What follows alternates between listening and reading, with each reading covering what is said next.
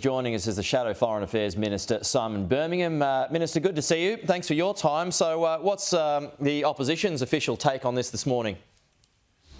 G'day, Pete. Well, we welcome the evolution in terms of AUKUS. We are proud of having been the government, the parties of government that helped to deliver the AUKUS deal in the first place, and that was made possible by virtue of restoration of defence spending to at least 2% of GDP, which made Australia a credible partner for the US and UK in this type of venture, especially alongside the other significant investments that we are making in other aspects of our defence spending.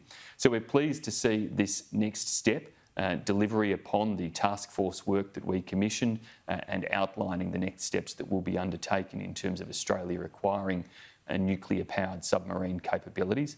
Of course, there are many questions about the budget implications, some of the timing and other implications that need to be understood, and we look forward to drilling down through those over the coming days and weeks. But of course, we continue to give full bipartisan support to this very important delivery of defence capability and defence industrial capability for Australia.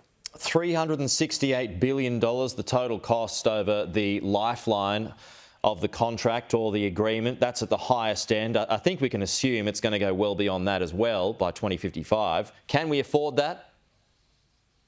Well, Pete, we have to invest in our defence forces. Now, critically, much of the effort in terms of being able to invest was undertaken through that restoration of defence spending, which when we came to government was 1.56% of GDP.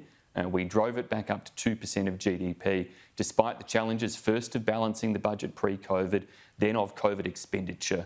We always kept a resolute focus in terms of the nation's defence expenditure because we knew that was critical to meet the challenges of our time. And this government, the Labor government, is going to have to do likewise to meet these needs, to ensure that we are able to defend Australia against all threats and with that provide for a secure, peaceful and prosperous region. But they're also going to have to detail how and where that money is going. What is the scale of Australian investment in US and or UK facilities? What is the cost of purchasing the Virginia-class boats?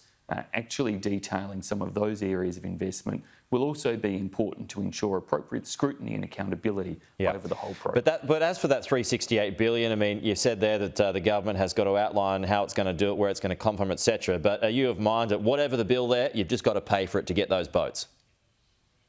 We do have to make sure that Australia has this capability to be able to operate at the type of level that is necessary to secure the stability, peace and prosperity of our region. And that is important.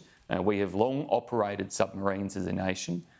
All of the technological changes mean that it is necessary to make the shift to nuclear-powered submarines if we hope to do in the future what we have been able to effectively do in the past with conventionally powered submarines.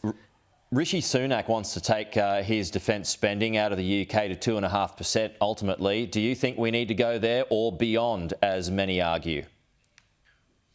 Well, that's really where we want to make sure we understand the details. We certainly need to go north of the 2% that we restored defence spending to. How far north is something where we as an opposition will want to see the details around this announcement, including if there are any cuts elsewhere to defence, and if so, to what, and what the details of those cuts are. And then, of course, we're still awaiting the government's response to the Defence Strategic Review.